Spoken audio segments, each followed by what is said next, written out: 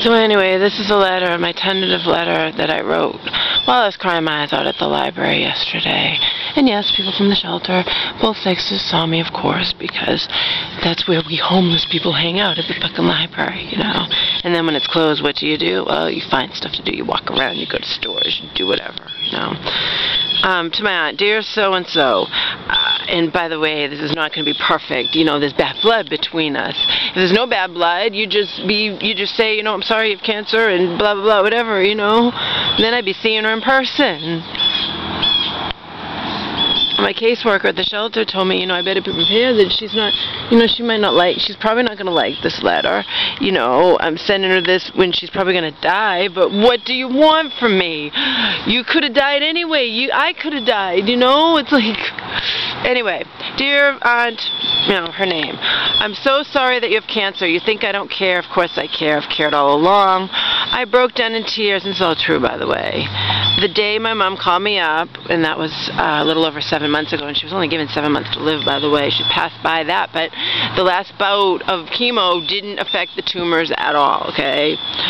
I broke down in tears the day my mom called me up and told me the horrible news, but I had already let you go, her name. You had hurt me so badly in the summer of 2009 that for mere survival's sake I had to consciously decide that you didn't matter, that none of you mattered to me at all. This is what Hope, which is my ex's mom, Donald's mom, was constantly telling me was my only choice. That's what she was doing, telling me you have to let them go. They don't matter. Easy for her to say, you know, she has sisters, she has this, she has that, brothers, and she's going to tell me, you have to pretend that this family you grew up with that broke your heart a million times over, you know, they don't matter at all. But this is what she was doing, and that's was my only choice.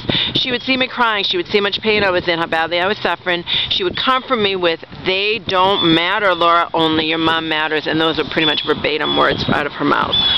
Hope called you all evil, Linda. But then look how evil, at least towards me, Hope wound up behaving. And I wrote down here, of you, but especially Mary. Oh, Hope called all of you evil.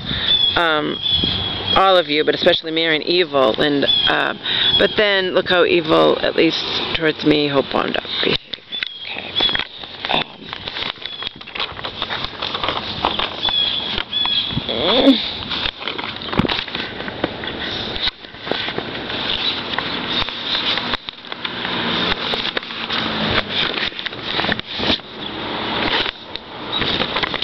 Probably isn't even in any order. Probably battery's gonna run out anyway. I don't know if this is in order. I wrote, I might switch this up. I don't even know what I'm gonna do. I just know I have to do this because my mom, you know, she's been in denial. She tells me, you know, oh, you know, my aunt's fine, blah, blah, her beloved sister's fine, and yada, yada, whatever. And then she tells me just 2 nights ago that it's not fine. The tumors didn't shrink at all. Then I find out from a male shelter friend that pancreatic cancer only has a 5% survival rate. So my mom's living a lie. I have no idea anything about cancer. I didn't know. I didn't know.